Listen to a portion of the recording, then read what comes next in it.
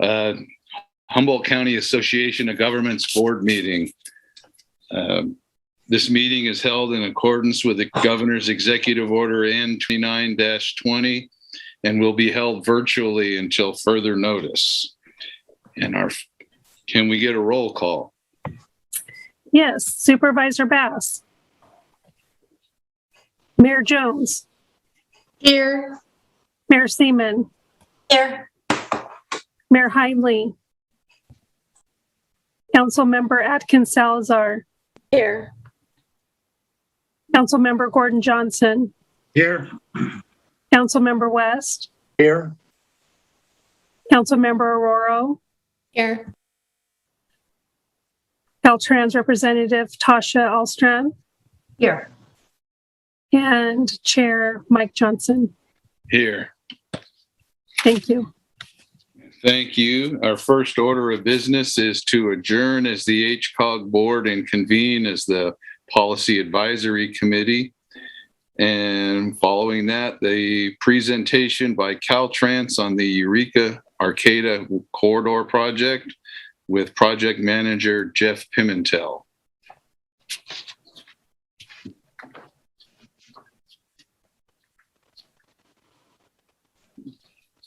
Is he logged in yet? He is logged in. I'm here. Hey, Mike. Good afternoon. Are you guys ready for me now? Sorry, I missed that. Yes, we are. Thank you. Okay, so that was all the silence with me. All right, so just a quick update. So we did do on Indianola Undercrossing, we did do an official rejection of bids, and we are going to re-advertise or repackage and re-advertise the project.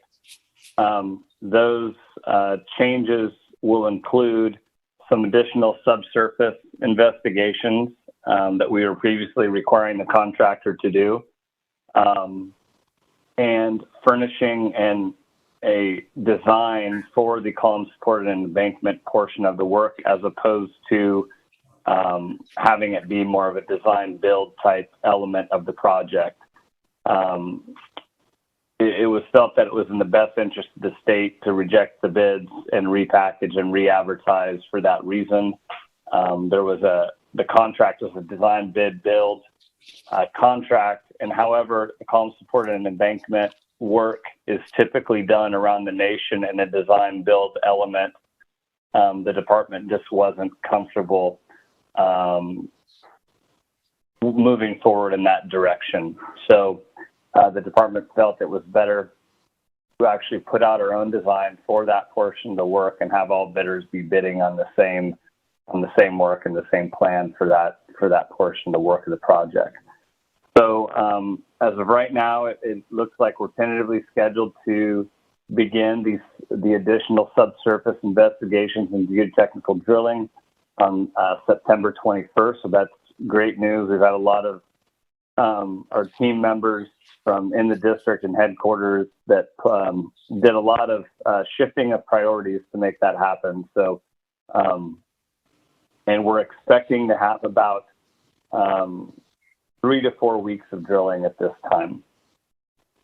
Once that takes place, then the soil samples will be sent off to labs for testing to determine the soil capacities and bearing pressures and whatnot, just to get the design criteria for the column support and embankment portion of the work. One way we are planning to expedite that work, some of the tests just take a certain amount of time, especially the consolidation test for the soil.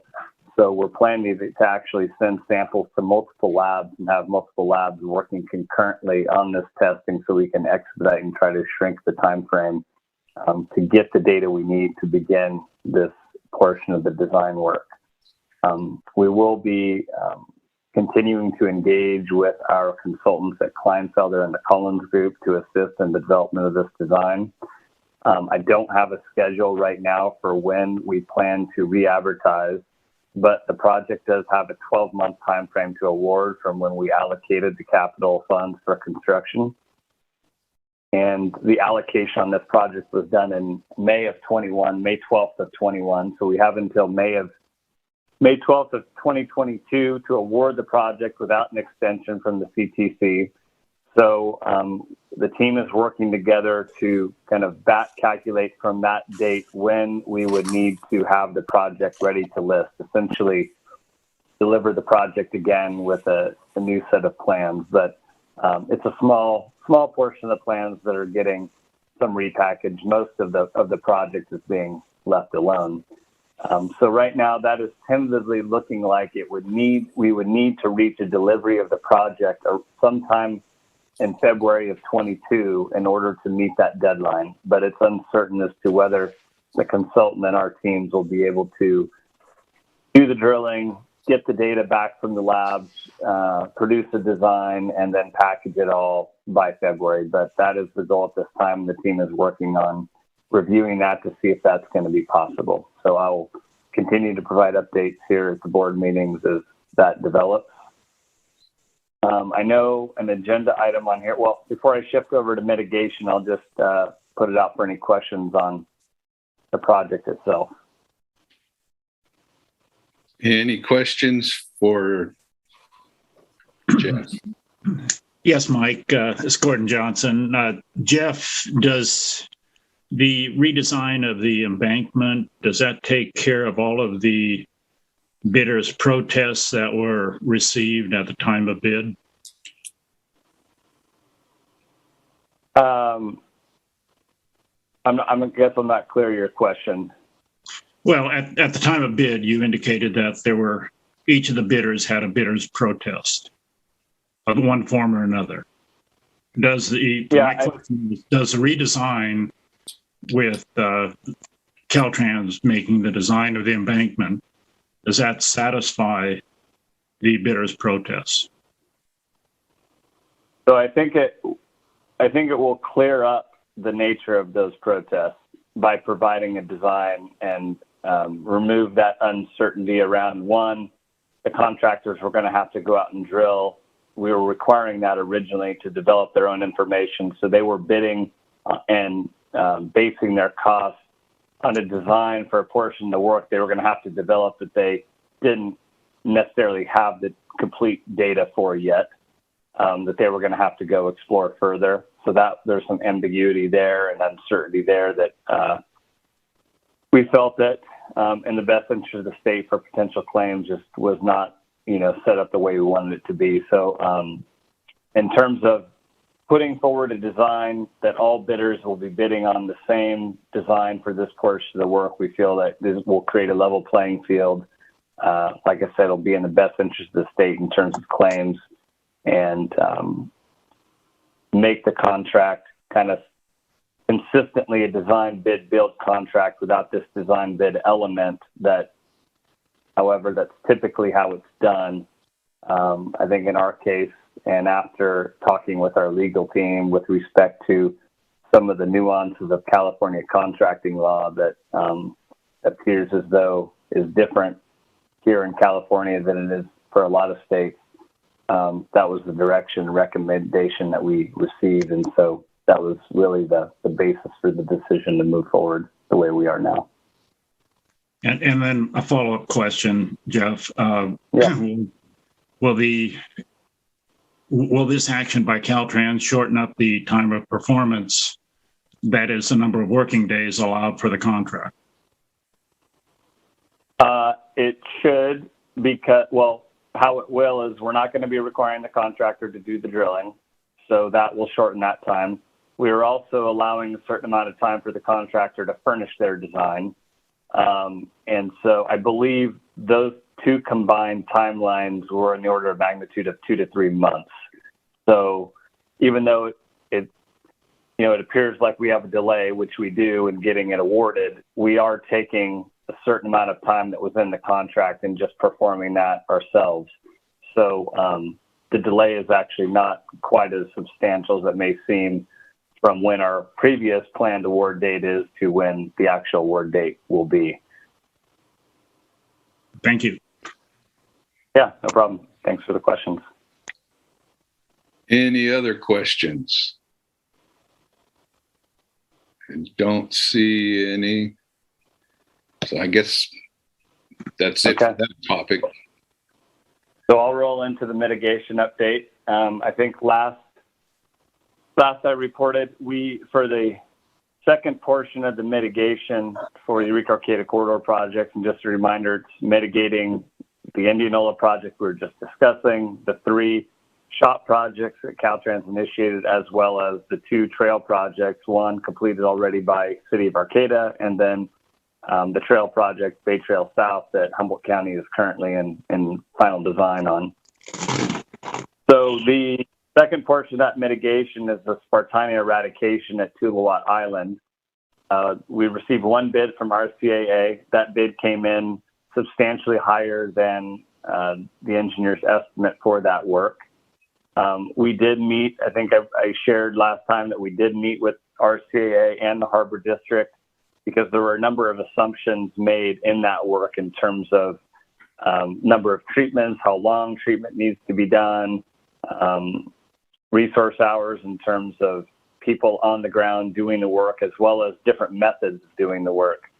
So with the large discrepancy, we wanted to hone in on what their assumptions were in their bid in relation to how we had estimated that work was going to be done, and that was largely done also with subject matter experts in the field. So I think I shared also Beth was a part of those meetings, and through those discussions, the bid actually was reduced by $750,000. So we were able to reduce it by $750,000, which is positive. But nonetheless, it was still significantly more than the funds that were allocated. So that came down to a deficit of right-of-way capital, which is the types of funds that this work is being paid with, of just under $2.2 million. I broke down, I believe previously, that the shop portion of the project is funding 32% of the work, and the STIP represents 68% of the work.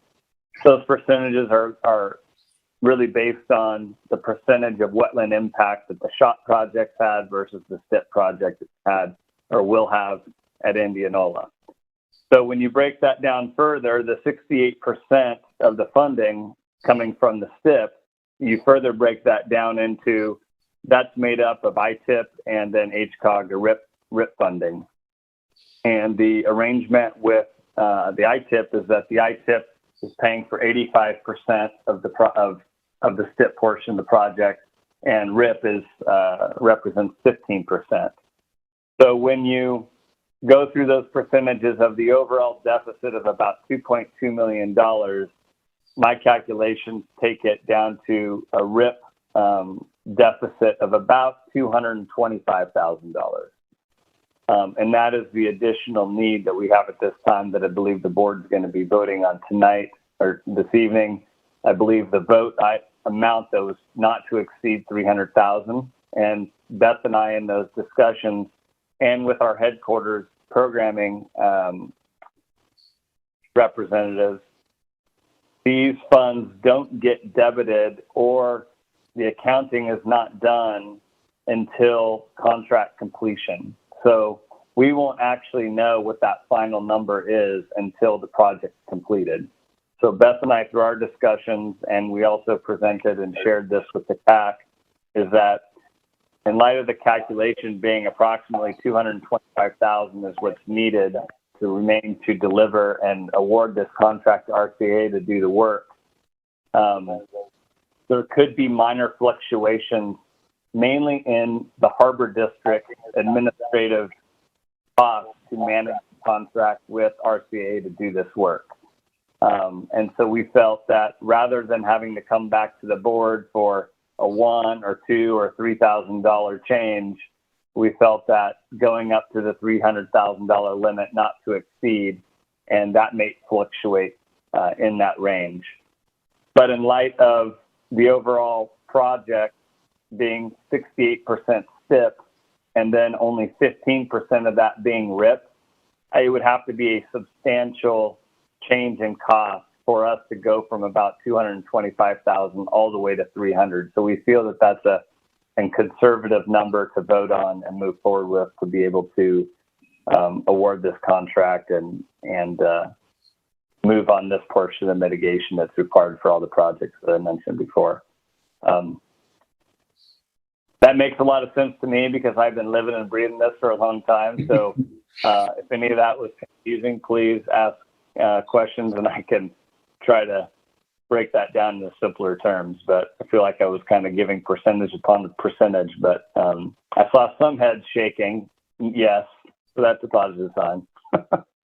You seem to have taken it and economically broke it down into digestible format. So thank you for that. Is there any questions for this item? Yes, I have a question. Yes. Thank you for all the numbers. However, I'm not really a numbers gal, being an English major, but remind me again the name of the island and what's the nature of the project for the mitigation. What kind of work are you doing? What was the name of the island again?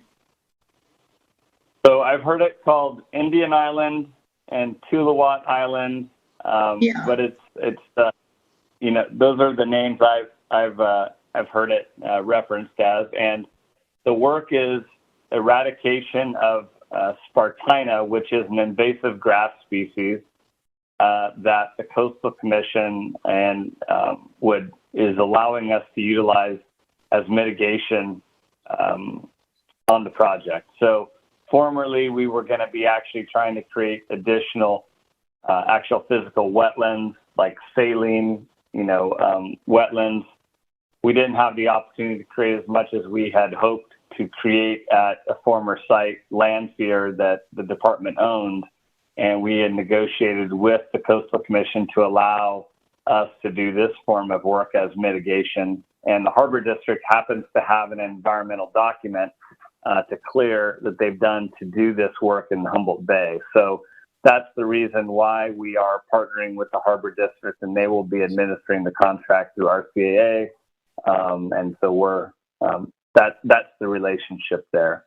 If the board votes to approve the threshold of the additional capital right-of-way dollars on this, then the next move will we be going to the Harbor District board meeting on, I believe it's October 14th, to get their approval to move forward with the cooperative agreement and award the contract to RCAA.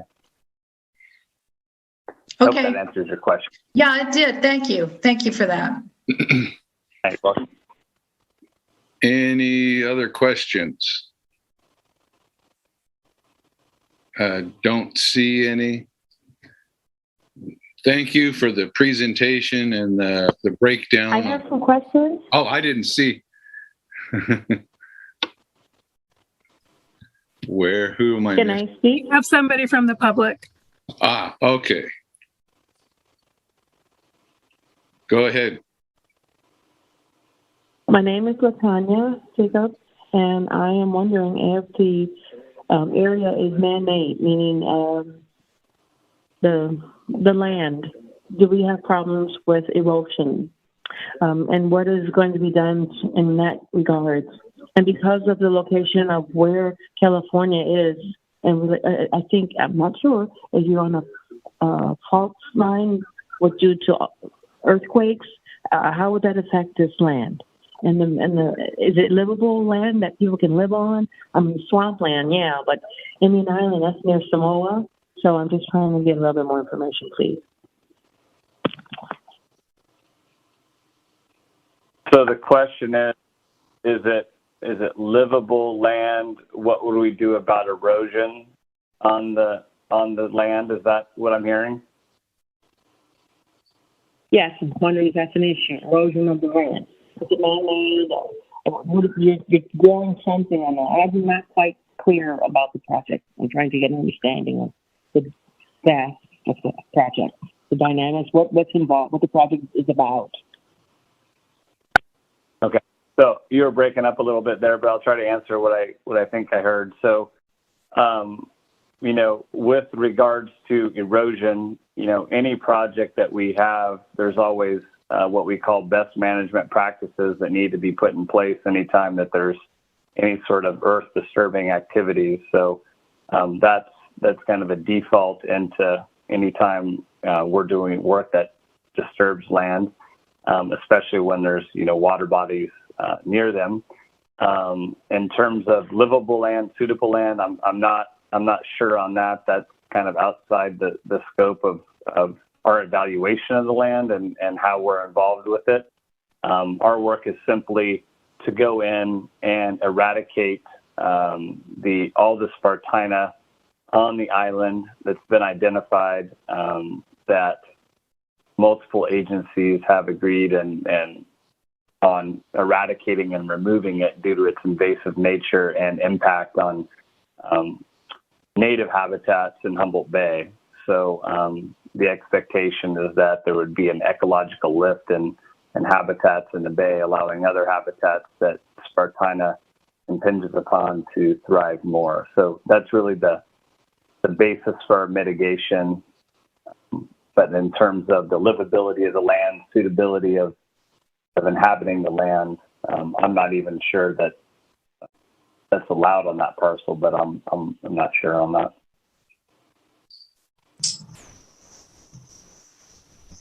Did that answer your question, caller?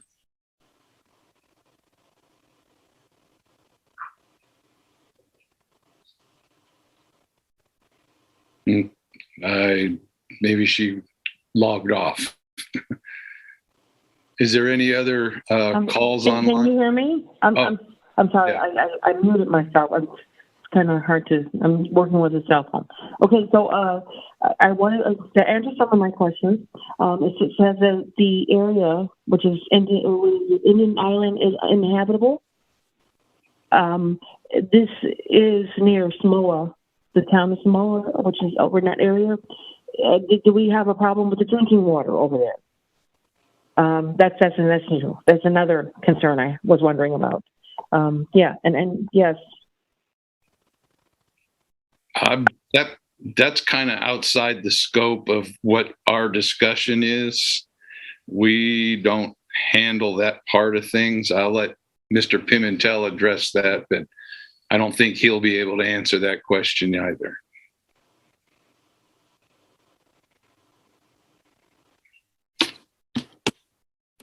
You're muted, Jeff. I'm sorry, I was just listening for the. I was just listening. I was listening for the explanation. He said that the gentleman said he couldn't speak on it, and I'm wondering. There's another person that I'm waiting to say something about it, about the drinking water. Is it? I mean, how does that affect the people in Samoa? I mean, how does this area, Indian Island, will affect the people in Samoa? There's a whole development over there, and yeah, people. How is this going to affect them? I mean, it sounds like swampland, and it's something. I mean, because the water over here in Eureka, I don't know. There's something about it that needs to be discussed, explained. Thank you. Yeah. So I think maybe a good source of information would be, and I can maybe send this to the board, maybe to I don't know if there's a format to distribute this to the public. But there is an environmental document that the Harbor District went through a process to clear this work. Any impacts associated with any type of work are always have to be cleared, via the environmental clearance process, NEPA, CEQA. So this process of evaluating any impacts associated with this work has already been completed. And if there were concerns with any of those elements, that environmental document would have to address those items. So I think that would probably be your best source to get information in terms of the nature of the work and what it would entail. We are essentially operating under an existing environmental document through the Harbor District that they already have clearance on to perform this work in Humboldt Bay. And so I think that's probably going to be the best source of information to answer your questions and concerns on that. As an initial starting point. Okay, caller. Do you have? Thank you for your comments. but we are limited to 3 minutes per comment. And the questions, we've exceeded your time. Your questions will be part of the meeting record and entered into that. And your best source of this would probably be the county. But thank you for your comments, and I'm afraid your time is up. Thank you. Thanks for your questions. Is there any other comments online?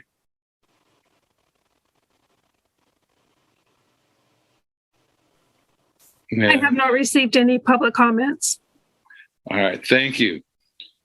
Well, thank you, Jeff, for your presentation and time answering questions. And we will move on to our next item, which is public comment on non-agenda items. Is there anybody online for that?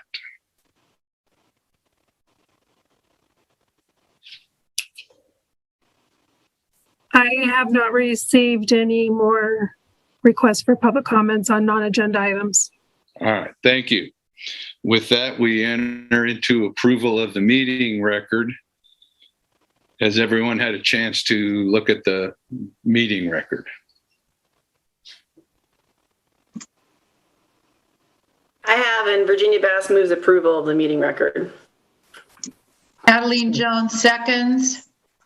Okay, thank you. We have a motion and a second. Can we get a roll call?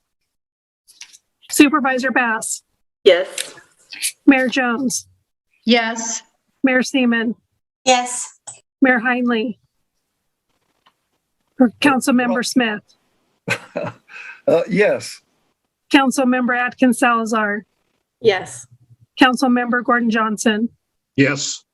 Councilmember West, Yes. PAC member Aurora, Yes.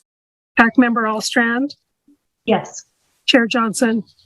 Yes, Thank you. Motion passes. thank you.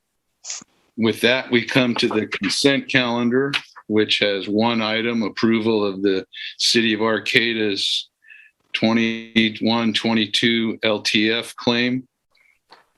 Does anybody wish to pull and comment on that?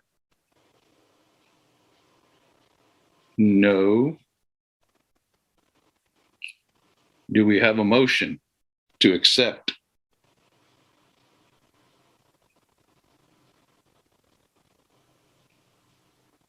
I so move. Mayor Jones. Second, Councilmember Johnson. We have a motion and a second for approval of the consent calendar. Can we get another roll call? Supervisor Bass, Yes. Mayor Jones, Aye. Mayor Seaman, Yes. Councilmember Smith, Yes. Councilmember Atkins Salazar, Yes. Councilmember Gordon Johnson, Yes. Councilmember West, Yes. PAC member Aurora, Yes. PAC member Allstrand, Yes. Chair Johnson. Yes, Thank you. Motion passes. and thank you. And with that, we'll move into the action items. Item being the Highway 101 mitigation project request for additional RIP shares. Part of the discussion we had at our presentation, a staff report. Yes, thank you, Chair Jones. I'm sorry to interrupt. I'm going to recuse myself for this item. It pertains to my place of employment, and I would be not directly involved, but just to avoid any perception of conflict, I'll recuse myself for this one. Thanks. Thank you. Great. Thank you. Well, yeah, as you mentioned, Chair Johnson, this is a follow-up to the presentation that Jeff just gave. Caltrans is requesting that we take this action so that they can go ahead and proceed with the contract for this mitigation work that Jeff described. It does impact our shares, our RIP shares, and these are the regional shares that come from the state transportation improvement program. So as you can see in the staff report, I included the amount of shares we're receiving this year. And between those shares and the CRISA shares that are also coming through this same program, we have a little over $5 million available. We did just receive project proposals from the TAC. They were due yesterday. We have a lot of requests for these funds, but the TAC did look at this request coming from Caltrans as well, and they decided that they would like to accommodate this amount, or recommend that this amount be accommodated in this cycle, so that when they're programming, making their programming recommendations, they would have an amount of $300,000 set aside for this mitigation project. So that is the recommendation from the TAC, and we're asking the board to, vote on that same recommendation. And again, a vote would allow Caltrans to proceed with the contracting. The formal arrangement with it coming through, what's going to be our RTIP, our Regional Transportation Improvement Program, that will happen with a vote in November. So you'll see it in there as part of the RTIP package. But right now, this again is just a motion that would allow Caltrans to go ahead and proceed with the contract. So I'd be happy to take any questions. Does anybody have a question for this item? I'm sorry? I was asking if there are any board members with a question or comment for Executive Director Burks on this item.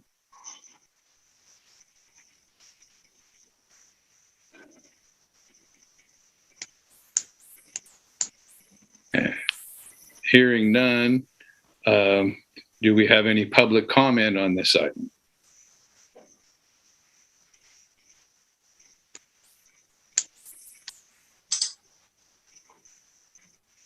If you have public comments, now's the time to give it. I don't understand what the project is about. Could someone please explain?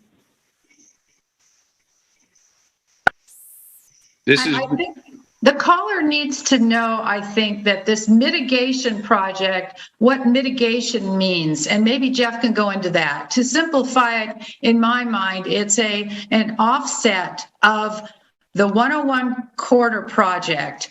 The problems that might occur there with the land and the wetlands there is mitigated, means it is let's see, what's a good way of working it so that it sounds right? It's mitigated means that it is offset by doing something else that will help our environment. Already there's 2 trails that have been built in Arcata and Humboldt County. And so now this third project, it's not an actual project in terms of a building or anything. It's an offset. It's offsetting what they are doing on the 101 corridor. If someone can explain it better than that, have at it. Thanks for doing that. So we're going to hire you, Elaine. Anyway, so there are 3 projects in the corridor. 2 have been completed. 1 is in construction, you may have noticed. So you might notice that there are a number of acceleration, deceleration lanes within the corridor to facilitate in and out movements. Here, I'm going to turn on my camera here. To facilitate in and out movements from the various properties like Mid-City, Motor World, Harper Ford, Break Cut, the old mill site. There's various locations there where we've extended the lanes to merge and get off the highway to those properties, or leaving those properties and merging back on the highway. And then you've also likely noticed we have locations of high tension cable median barrier that's been installed in the median to facilitate or to prevent crossover movements into the opposing lanes of traffic. And then a third project that is currently in construction, the Jacobi Creek and Gannon Bridge and Bridge Rail Replacement Project. So currently you'll notice that there is a detour around the southbound Jacobi Creek Bridge where we're replacing that currently, and that'll be done later this year. All of those projects, as well as the Indianola Undercrossing Project, which is scheduled to begin later next year, as well as the City of Arcata's Bay Trail North that's already completed there alongside the highway, and Bay Trail South, which will connect to the trail that City of Arcata terminated out at the break cut location, and will bring the trail all the way into Eureka, just on the backside of the Target shopping property there. So all of those projects impacted or have or will, if they aren't in construction yet, wetlands in our watershed. And as a requirement for these projects, they must mitigate or replace, sometimes just replace in kind, or offer some type of mitigation that offsets the impact of removing those wetlands. Sometimes it's a permanent removal of the wetlands. Sometimes it's just a temporary impact of the wetlands before we restore them. And we actually have a combination of both on the combination of all of these projects. So at a parcel, or actually 2 or 3 parcels off of Highway 255, last year we started what we call an off-site wetland mitigation project, where we took these Samoa parcels just west of Arcata off Highway 255. We did a significant amount of grading on these parcels that were just being used as agriculture land, grazing cows. And we graded those to allow water to retain on those sites to create what we call habitat for various species of wildlife. That started last year, still in progress. The grading is completed, and we still have planting to take place. So that was one component of the mitigation to offset the impacts to wetlands of all these projects. The second portion of the mitigation is the eradication of Spartina, which, as I mentioned earlier, is an invasive grass species that impacts the ecological kind of quality of habitats in Humboldt Bay. And so that is the portion of work that we're talking about here, where we are needing a little more funding in order to award the contract to have the work completed, where the bids came in a little bit higher than what we anticipated. So this portion of the work will go in, eradicate this species so that other native species of vegetation can flourish and improve the ecological habitats of Humboldt Bay. So I think in a nutshell, that probably pretty well describes the impact and why we're doing what we're doing, and then the result of what we'll do with the mitigation and what it will bring to the community and the habitats for the wildlife that we need to protect when we build projects.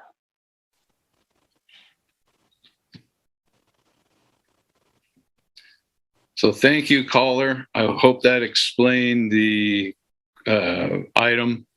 And again, this is your 3-minute time limit for this comment is up. And we thank you for your participation. Is there any other board members or any other public comment that would like to be made? I have not received any other public comment. Okay, thank you. Do we have a motion for this item? Adeline Jones, I move that the HCOG board approve additional regional improvement program shares not to exceed $300,000 for the Spartina removed mitigation associated with the 101 Eureka Arcata Corridor project, and apply it to the 2022 State Transportation Improvement Program cycle. I'll second that, Bass. We have a motion and a second. You said all that.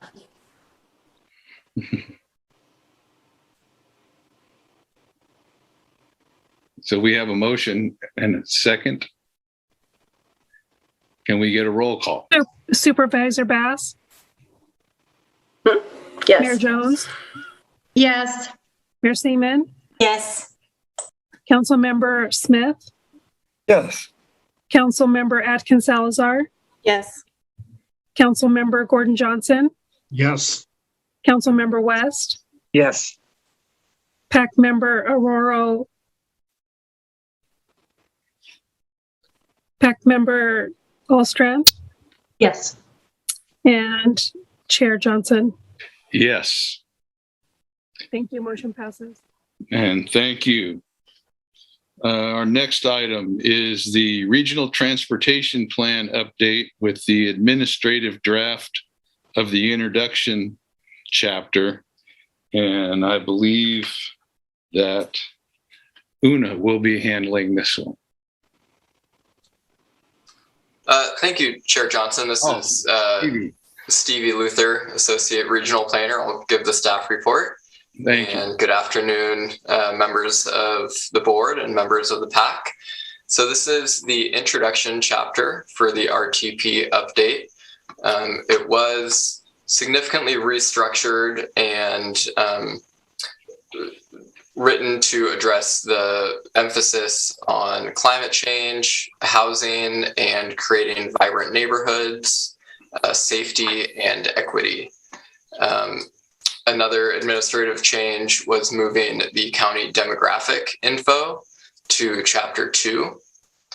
And in the staff report, there's a PDF to the 2017 introduction chapter, so you can see all the changes that were made. In addition, we did make edits to the overall goal. And so I'll go ahead and read the proposed language. HCOG's goal is for Humboldt County to have a carbon neutral, multimodal transportation system that is comprehensive, safe, sustainable, and equitable, so that people in the region can travel and move goods by the modes that best suit the individual or business/industry and society at large. So this is coming with review and recommendation for approval by the TAC, and we're asking that the PAC approve the administrative draft for public release. Thank you. I'm available to answer any questions. Thank you. Thank you for your work on that. I did get a chance to go through the staff report, and there's a lot of information in the introductory chapter, and it took a little time and effort to put all that together and to double check and update everything. I did find it interesting that it assumed a 1% growth rate, which is pretty small. But again, it talked about being a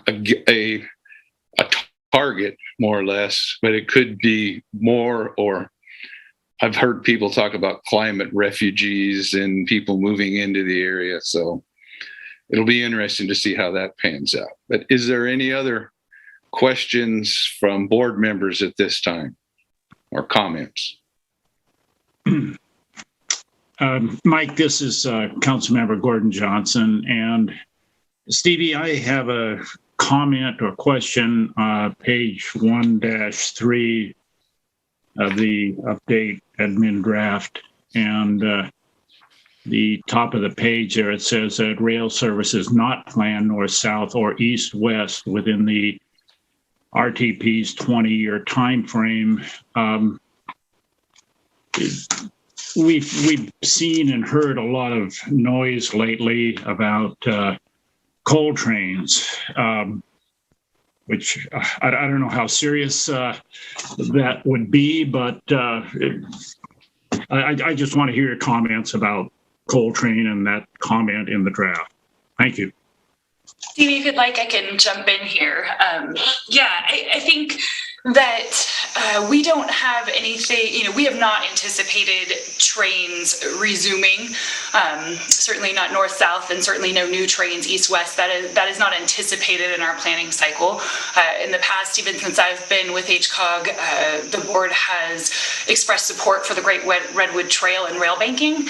So I think that is, from my understanding, the direction that this board has gone. So I think that's why you see it in there, and I think we do want to be clear that we're not anticipating that, that it's nothing that we've been making any plans for. Well, thank you. I thought it was a bunch of smoke myself.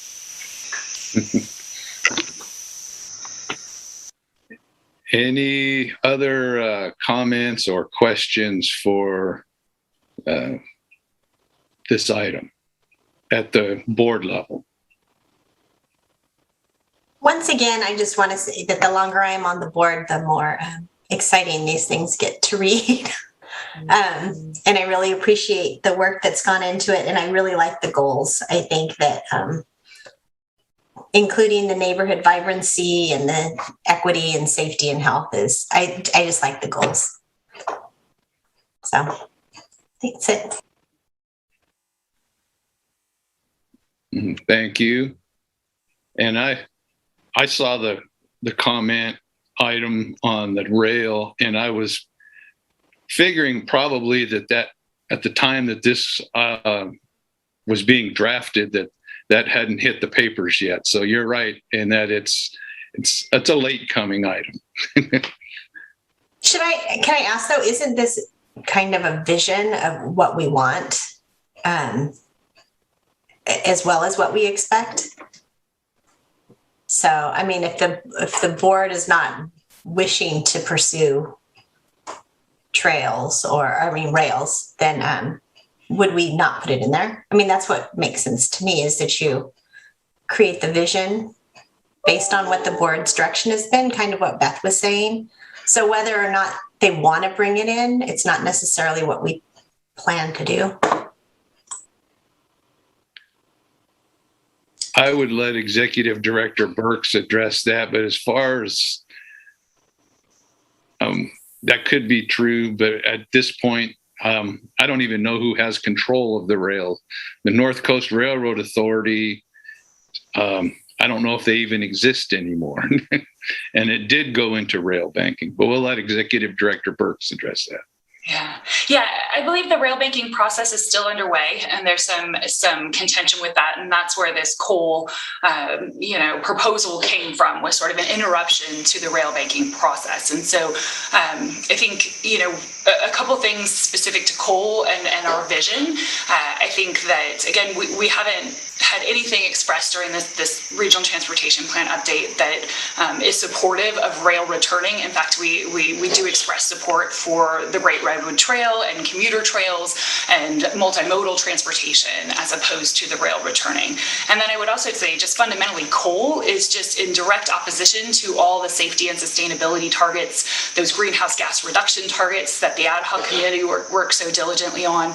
It would just be the exact opposite of that. So I think it is just really, just could not be more polar opposites of direction that we've received so far in terms of the direction we want to be going in pursuing, greenhouse gas reduction, multimodal efforts. I have not perceived any direction towards me to be pro coal or trains by any means. And I think, our position is really solid with the safety and sustainability targets table that we've, reviewed together. Thank you. Any other questions or comments from the board? Is there any public comment on this item?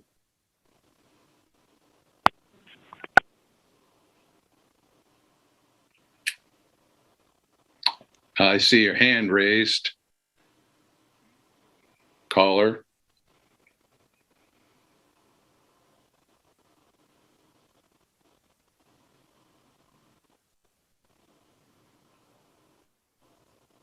Hello?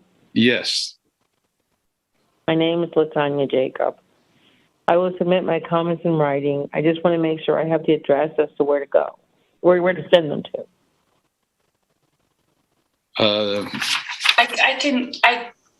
Can I just jump in here, Chair Johnson? 611 I Street, Suite B. That's in Eureka. Your email address? Oh, my email address? Yeah, you can send that. You can send that to HCOG to the email address. Latanya, I believe you have my email address. Send that directly to me.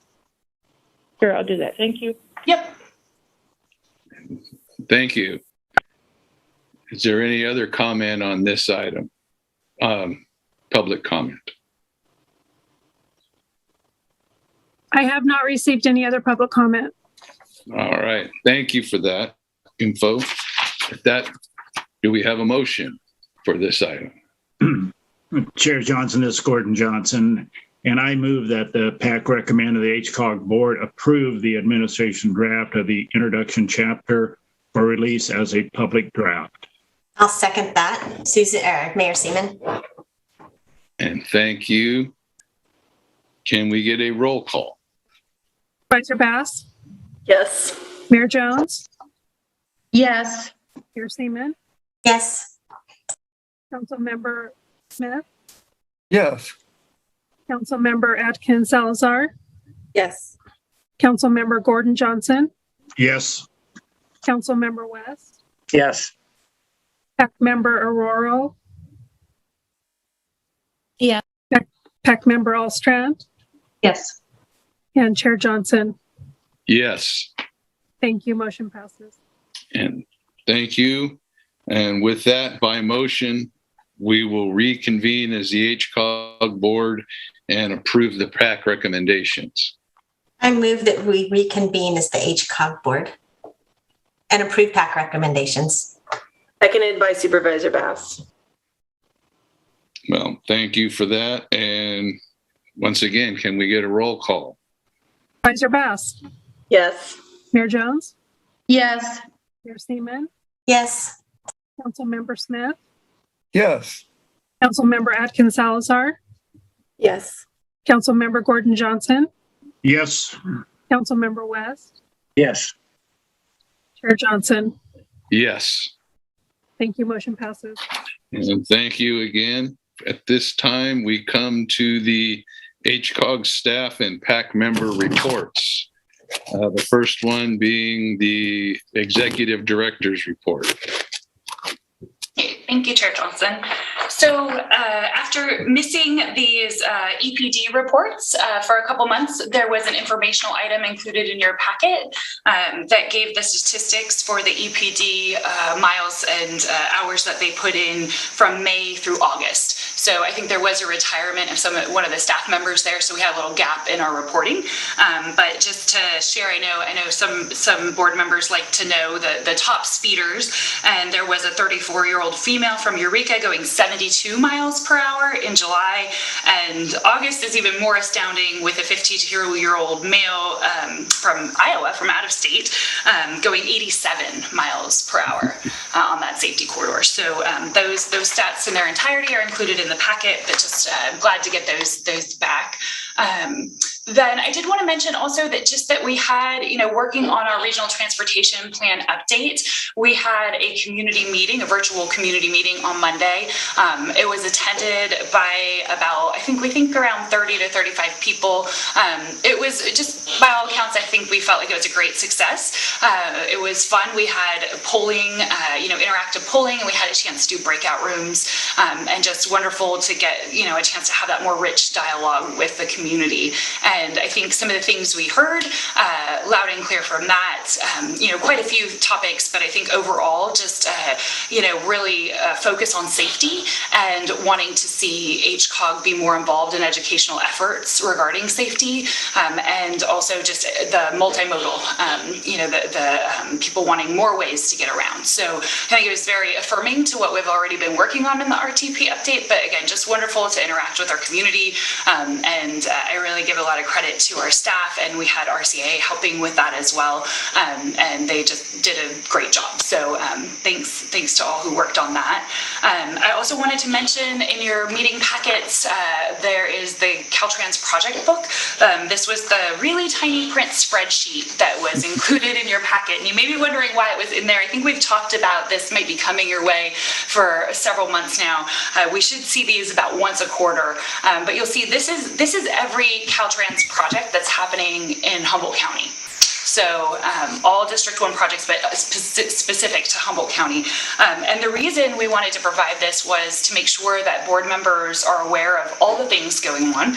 I will say from my perspective, seeing this was quite humbling, and it makes you realize why you can't just call somebody and be like, hey, can you tell me about that project?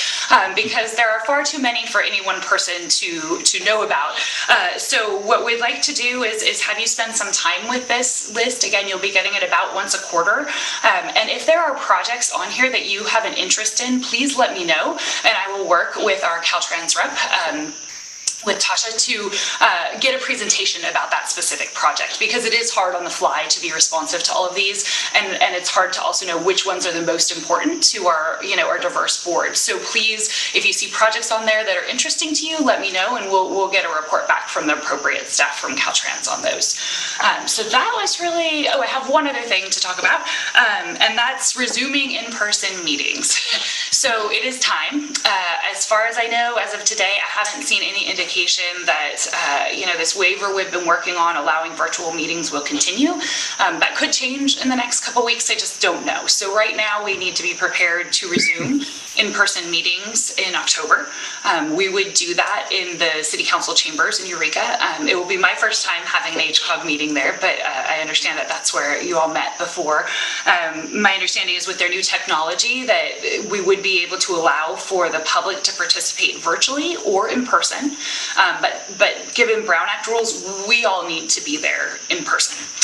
So that means we don't have the virtual option for the decision makers any longer, unless again something changes. So with that, just a reminder, unless health directives change, that means we'll all be meeting in person next month. We will need to wear a mask indoors. That's for all individuals vaccinated or otherwise, and just be prepared for that. And based on prior direction, if there is a chance to continue virtual meetings and something changes, we'll plan for that instead. But just wanted to give everybody a heads up that that's where we're at as of now. And that would conclude my report. Have any questions? Are there any questions for Executive Director Burks? It's kind of exciting to think of meeting in person and being able to be in the same room together, and at the same time kind of with the mask thing. But that's what we have to do. That's what we will do. Great. All right. Well, thank you for that. Thank you for the milestone spreadsheet also. It is kind of interesting to look at that and realize how much work there is going on in our area. So we thank you. With that, we will move to Caltrans Reports. Hi, yeah, thank you. As far as the milestones list goes, I did want to report that the SHOP project book dashboard has been updated to reflect the approval of the Q4 project book. So that means the project list that you have would be slightly different. It includes all the projects that are expected to be adopted as the 2022 SHOP, and that's all available to the public. So I can have Beth share that link with you so you can take a look at those projects on your own time. I also wanted to give an update on the Broadway Complete Streets project. It consists of pedestrian bicycle improvements along Broadway and Eureka between the Papa and Barkley intersection and Truesdale Street. This project just became the first standalone Complete Streets project programmed by Caltrans at the August California Transportation Commission meeting. The project team is now kicking off the environmental phase of the project. There are a lot of details to be worked out in the coming months, and we plan to work closely with the key partners on those decisions. The project has a fast timeline with 3 years to reach the point of advertising the project to contractors. And project manager Jamie Mattioli will be happy to provide a presentation on the project at a future board meeting if there's interest in that. Also, a quick update on the Broadway Middle Couplet. We've started work on the project initiation document for the Broadway Middle Couplet project that's from Truesdale Street to Del Norte Street. In this plan, southbound Broadway's proposed to follow a new alignment roughly following the west edge of the existing parcels between Hawthorne and the Bayshore Mall. The northbound Broadway would remain on the current alignment, and it would include transit-only lanes, class 4 bikeways, and improved pedestrian crossings. And there's no identified funding for implementation of the project at this time. Thank you. Thank you. And it's nice to see that middle couplet moving and work advancing on that project. I have a quick question for Tasha. I'm wondering about the 299-101 interchange. I don't see a lot of work being done on that. Can you tell me what the progress is on that project? Unfortunately, I can't. I don't have an answer for you, but I can definitely follow up and have Powell address that and maybe send you an email. That would be great. Would you have him do that? Because I have a few citizens that have been asking me about that project. It does affect Blue Lake commuters on the 101-299 exchange. Okay, I'll follow up with you. Thank you, Tasha. And thank you. Any other questions on this item? If not, we'll move to other PAC member reports. I have one. Yes.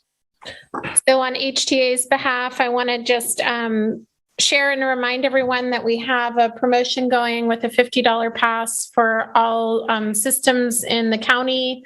It does include Arcata Mad River, and that collaboration's been working well. Some feedback that we frequently get is concern that people have to switch between systems and aren't sure logistically how that works, or, have to pay 2 fares, or, the transfers aren't as seamless. And so it's been great to test drive something that is for all the systems. So that's still going on, $50 a month, all you can ride. So please share that with folks who commute to your municipality or, those in the community. And additionally, we were able to bring a hydrogen powered bus, an electric hydrogen bus to the area to try out. So some of you may have seen an article in the Las Coast Outpost about it. It was a really good and thorough article about the grant that HCA is pursuing. Pretty significant amount of money through the Transit and Intercity Rail Capital Program. And so that if successful, that would allow us to have some new technology in the area that allows for longer range bus trips with, a diminished impact. And there's still some logistics to work out. Being in a remote area, getting the fuel here is its own challenge. But if we're able to be successful moving forward with this grant, then there would be quite a lot of buses to fuel. And so that would help to kind of make it more feasible. So those are a couple of the things happening right now. I'll have likely some more news next month, but I have limited knowledge about hydrogen buses, and I'm working really hard to learn. So I'm not sure if you have questions about that I can fully answer them, but I can take them and get answers for you if you do have them. I just might not have them today. Any questions for Council Member Arroyo? Don't see any. And it appears that's it. Well, thank you for that. And it's exciting to see that. And if that volume of hydrogen that would be required for 10 buses, if they build out fully, that would make it feasible for the fueling stations for hydrogen vehicles also that would have an extended range, especially here in the mountainous West. So there's a lot of benefits to that project with HTA. So thank you for that. Chair, I realized I did forget one more announcement. I had made a note to myself, but I forgot to make it. If you don't mind, I just want to remind you all that one of the benefits of being a member of the Humboldt Transit Authority, a JPA member, is that we generally allow the use of a bus once a year for some kind of municipal public benefit. So for each agency that's a member, and it doesn't get used a lot.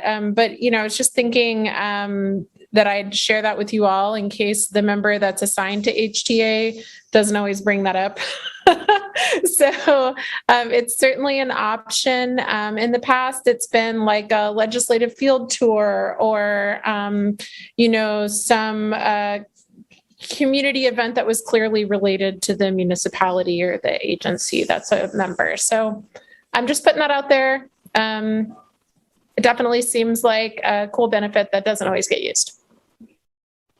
Well, thank you for that announcement. It does pick my brain a little. I'm thinking. Yeah. All right.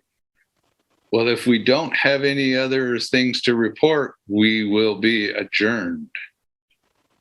And I don't see anything, so thank you very much. We'll see you all next month, possibly in person.